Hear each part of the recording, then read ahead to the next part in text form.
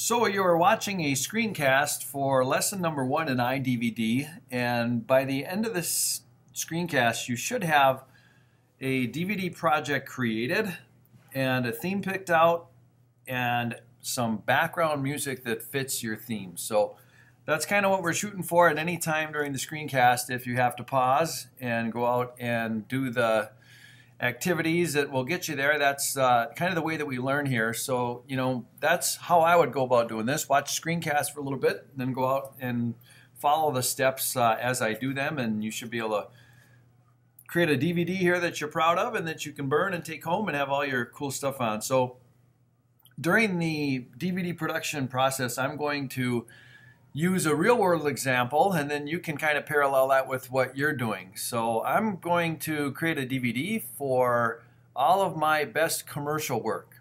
And I don't know if you know it, but on the side I do commercials, and I've just gotten into this during the winter time here. I've done a couple that will air soon, and so let's say I wanted to get my name out there as someone in the community who can do a commercial for you and hire out maybe a little bit less expensively than somebody else. So that's what my DVD project's going to be. It's going to be like my Jeff Harry digital portfolio with all my best commercials on it that I've done throughout the community. So yours isn't going to be in that theme. Yours is going to be a collection of your work. So you'll just have to parallel what I'm doing with what you're doing, and we'll each have a DVD that we're proud of. So anyhow, as you can see, I've launched iDVD. You'll see it down on the dock, the blue disc.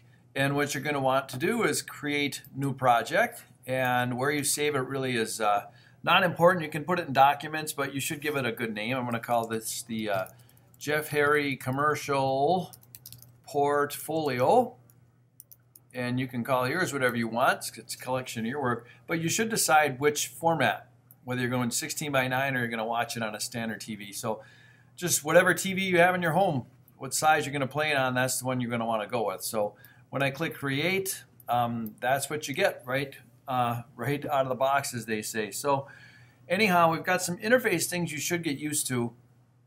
First of all, when you start iDVD, you're not overwhelmed with buttons and this kind of thing. So let me pull out my headphones there.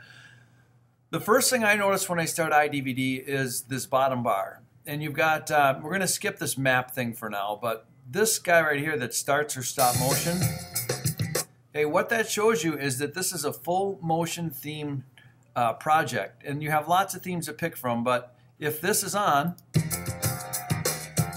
you'll see the motion, and if there is canned background music, you'll hear it. So it can get annoying at times, but at the same time, you're going to want to be able to toggle that on and off so that you can decide whether you want that theme or not. So the first thing you have to do is, after you create your project, is try to pick out a theme that is going to be easily identified as you. All right, it's got your thumbprint on it. So at the top right here, which says 7.0 themes, what you're going to want to do is choose all, because I've preloaded all the themes that have ever shipped with iDVD. I've been an iDVD fan since it first came out years and years ago, and I've managed to get all the old themes and give them to you. You're very welcome. So you have all kinds of themes, plus a few that I bought, these theme pack extras. So if you go to all in this little drop down, this little scrollable area of the interface, you'll see all the different themes that you can use. And I really can't tell which ones have full motion and which ones don't, other than by clicking a theme and then turning on the motion. So this one, I know I've used this in the past with kids.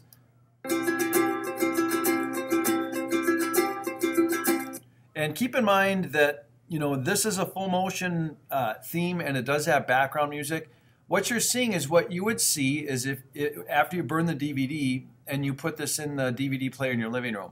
This is the first thing that comes up on your TV, the theme itself, what shows before they actually play one of the videos that you've encoded on the DVD. So you've all seen these before. When you put a store-bought DVD in your DVD player, something comes on the screen while we wait for you to click the actual movie. So anyhow, the other thing I wanted to mention is that all of these themes have, the themes that have canned music, like this one,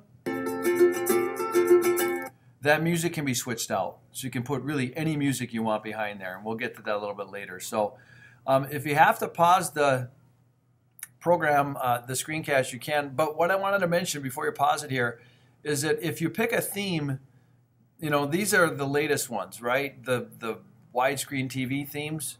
Some of the ones from years past, before the days of widescreen TVs, you're going to have to make a decision on. So let's say you wanted this theme way down here, scrolling kind of fast.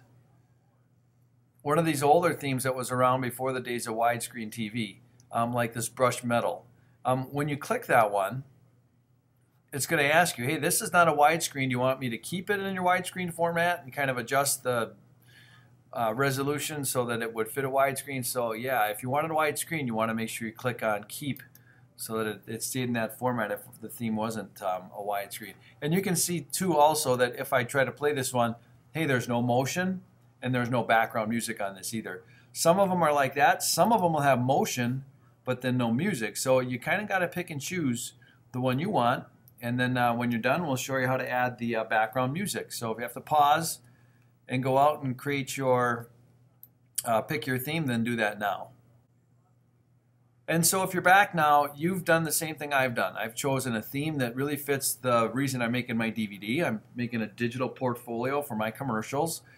In my particular theme, I have a series of what they call drop zones. And these are video or picture drop zones, image drop zones. We're not going to get into putting things in the drop zones today, at least the image/video drop zones. So we'll just kind of leave those blank, but just keep in mind that if I did have a picture or video in these drop zones, all that means is when we put this DVD finally in our living room DVD player, this is what you'd see before you hit play. So it's just more of a decorative thing.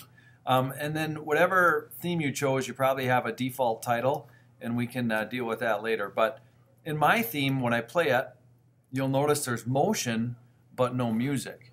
And that's what I wanted to get into towards the last part of the screencast now, is for you to be able to put in your own music underneath this. So how do you see the music? Where do you put the music? There is a little button right here that lets you explore your drop zones. It's a toggle switch. Drop zone is on, drop zone is off. When the drop zone is on, not only does it show you if you have a series of video or still drop zone areas, but you could stop playing it. But more importantly, right here, it's got a tiny speaker. And if you had chosen a theme with embedded music, that speaker would have little marks after it indicating that, you know, you did have music there and you'd also hear it. So let me try to find one that does have background music so you can see the difference. I don't know if this techno one does, but it's close by, so I thought I might try it. Nope, no music. I know one that does. And if you chose one that has music, there. I finally found one with some music. So anyhow, see the difference now? If I hit this drop zone, see the speaker right there with the little marks? That indicates you have music. But my point really was this. You can put whatever music you want in place of that one. So mine didn't have music, but I want music. Maybe you have music that is embedded, but you want different music. That's what I'm trying to get to. How do you put music on there that might be different from what they have? Okay, I'm going to go back to my theme. And really, all you have to have is some sort of music file, whether that's an MP3 or an AIF. Doesn't make any difference. And all you have to do is drop it right on top of that speaker from the Finder. So if I go out to the Finder and I have one of my songs someplace on this hard drive, I'm going to pick one randomly. All right, I'm just going to go into Harry Media and grab any soundbite that I want just to demonstrate it, and then you can be more selective when you pick yours. But if I go by kind here, I should have some soundbites down here someplace. Let's see here. I remember there were some sounds in that cool sound effects. That's probably just sound effects. But, in the... Actually, instead of Harry Media, I'll show you this from Wine and Express because we'd had some music in there, remember? In the music folder. So let's just grab any one of these, okay? Surfing, working out. And if I were to spacebar this just to kind of preview it to remind you what it sounded like, a little loud there. But if that was my soundbite that I wanted, all I'd have to do is drop it from here onto the little speaker right there. and then you'll see the little iTunes-like icon. And when this goes into motion now, that would be my background music. Now, I certainly don't want that, so if you pick one you don't want, you can always drag it right out of there, and then you'd either be back to the default sound, or you could go get your own soundbite and drag it in there. Here's something to note that's a really cool Finder thing. Let me get iDVD out of the way. This might be worth your time to try this. What if you don't know what music is currently on your computer? I mean, there are a lot of sound bites that I've given you just through you know me dumping music on there. Maybe you put music on your hard drive and you just can't remember what it was or where it was. Check this out. In the Finder, if I go to File Find, you can actually just scour your whole drive for just music files. Right here it says kind is any. I'm going to have it search this Mac for music. And then you've got all your music files and you can kind of pick from them. In fact, you can drag them from here right into your project. So I was thinking, well, what if I sorted these by size? If you put the biggest sound bites on top, those would be the longest ones. By the way, it'll play the entire sound bite on the menu unless you chisel it down. You can make it play only a certain portion. So maybe I can just kind of spacebar one.